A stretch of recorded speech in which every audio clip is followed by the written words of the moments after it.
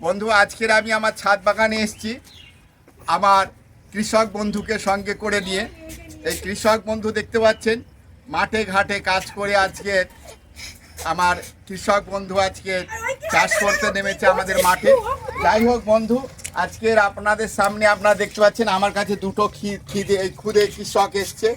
একটা হলো এই কৃষক গাছে জল দিচ্ছে, আর একটা কৃষক আমার সঙ্গে কাস্তে নিয়ে দাঁড়িয়ে আছে। বন্ধু, আগেই আপনাদের দেখিয়েছি যে আজকে আমি কেমনভাবে আপনাদের সামনে চাষ করি। দেখতে পাচ্ছেন একটা বোতল, থামস আপের বোতল, এই বোতলটাকে দু টুকরো করেছি। দু টুকরো করার পরে এটার নিচের অংশটা অর্থাৎ পিছনের দিকটা রেখে উপরের অংশটা এই সামনে রেখেছি। আর এই সামনে রাখার পরে এর ছিপিটাকে একটা ফুটো করে দিয়েছি। তারপরে এতে আমি গাছ লাগিয়েছি। এই দেখতে পাচ্ছেন ওলকপি গাছ, কত বড় ওলকপি হয়েছে আপনারা দেখতেই পাচ্ছেন। এই ওলকপিটা যখন আমরা এই বোতলে লাগিয়েছি, এই বোতলটা রাস্তায় পড়ে থাকে, আমরা ফেলে দিই জল খাওয়ার পরে বা থামস আপ খাওয়ার পরে। অর্থাৎ যখন ফেলে দিই তখন রাস্তায় আবর্জনা হয়, আর সেই আবর্জনা আমাদের পরিবেশকে দূষিত করে। তাছাড়া এই খালি বোতলটা যখন রাস্তায় পড়ে থাকে, এতে জল জমে, নোংরা জমে, এতে বিভিন্ন রকমের রোগ জীবাণু জন্মায়। তাছাড়া এতে মশা মাছিও জন্মায়। আর এই মশা আমাদের কেমনভাবে জীবন কেড়ে নেয়, ম্যালেরিয়া, ডেঙ্গু, ফ্যালসিফেরাম, বহু রকমের রোগ আজকের আপনারা দেখতে পান। তো যাই হোক বন্ধু, সেই যে বোতলটা তুলে আনার পরে আমি এতে একটু মাটি দিয়ে এতে একটা ওলকপি লাগিয়েছি। আজকের আপনারা অবশ্যই দেখতে পাচ্ছেন এই ওলকপিটা কত বড় হয়েছে। একটা ওলকপি প্রায় 1/2 কিলো ওজন। তো এই ওলকপিটা যেমন আমার বাড়িতে কাজে লাগবে, আমি বেশি করে লাগালে বাজারে বিক্রি করতেও পারবো। এই ওলকপির অনেক ভেষজ গুণ আছে, এটাও প্রচুর পরিমাণে এতে ভিটামিন পাওয়া যায়। আর তাছাড়া আমাদের বাড়িতে প্রত্যেক দিনের খাবার, দৈনন্দিন জীবনে যে শাক সবজি আমরা করি, তাতে আমরা প্রত্যেক দিন বাড়িতে একটা নতুন শাক সবজিও পেলাম। তো বন্ধু, এই শাক সবজির জন্যে এইভাবে আমরা আজকের এই সবজি লাগাচ্ছি।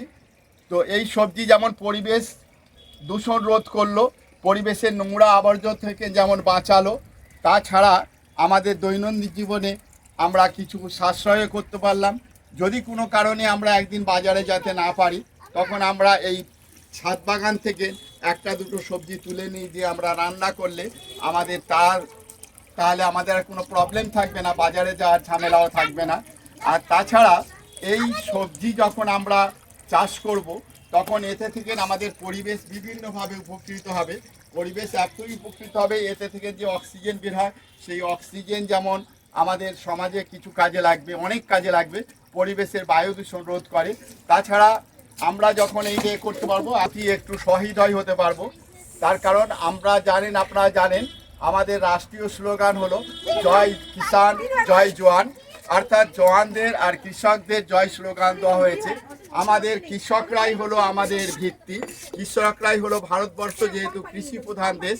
কৃষকদের সক্রিয় অংশগ্রহণ ছাড়া ভারতবর্ষ কোনোদিন উন্নতি করতে পারবে না, ভারতবর্ষের উন্নতিও হবে না। তাই আমি কৃষকদের কথা চিন্তা করে, কৃষকদের কথা ভেবে আমি প্রত্যেকটা মানুষকে, সাধারণ মানুষকে তাদের ছাদ বাগানে বা বাড়ির আশপাশে কিছু চাষ করার জন্য বলবো।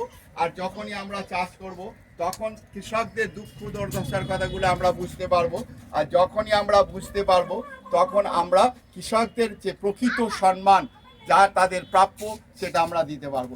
আপনারা দেখেন বাজারে আমরা একটা শাক সবজি কিছু কিনতে গিয়ে কৃষকদের কেমনভাবে আমরা অপমানিত করি, সামান্য পয়সার জন্য, এই 2 টাকা না 1 টাকা, 8 আনা 1 টাকা, এইসব করে কমাতে থাকি।